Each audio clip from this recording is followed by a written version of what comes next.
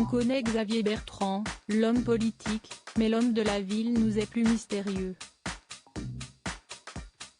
Et pourtant, l'actuel président du Conseil régional des Hauts-de-France a une vie sentimentale particulièrement tumultueuse. Après un premier mariage avec Isabelle Dubois, avec laquelle il a une fille, Caroline, il se remarie en 1998, l'année de sa nomination en tant que conseiller général de l'Aisne. Sa partenaire est Emmanuelle Gontier, conseillère en ressources humaines, avec qui il a des jumeaux, Ambre et Malo. Plus tard, en 2014, Xavier Bertrand essuie un nouvel échec sentimental et divorce d'Emmanuelle Gontier. Il fait alors la rencontre de Vanessa Williot, conseillère municipale d'opposition à Saint-Amand-les-Eaux. Le couple se passe la bague au doigt 4 ans plus tard, en 2018, avant d'accueillir un fils, le 4e enfant de Xavier Bertrand.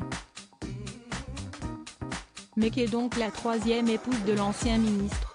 Née en 1986, Vanessa Williot est une passionnée de politique. Elle tient son poste à Saint-Amand-les-Eaux jusqu'à sa démission en décembre 2017, qu'elle justifie, entre autres, par sa grossesse. En 2014, elle fonde l'entreprise Will & Compagnie, une société spécialisée dans le conseil en communication d'entreprise. Elle fut également lobbyiste pour le cabinet de conseil Rivington. Xavier Bertrand et Vanessa Williot, un couple passionné de politique après des études en droit public à l'université de Reims. Xavier Bertrand entame sa carrière politique en 1998 en devenant conseiller général de l'Aisne.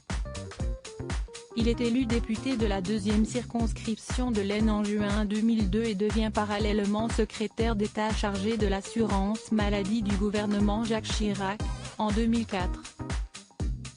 Il est ensuite nommé ministre de la Santé et des Solidarités sous Chirac, puis ministre du Travail, de l'Emploi et de la Santé sous Nicolas Sarkozy.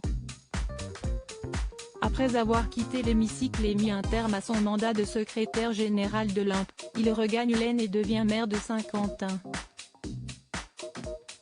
Actuellement président du Conseil régional des Hauts-de-France, il pourrait être candidat à l'élection présidentielle de 2022. Il a faim, je vous le dis.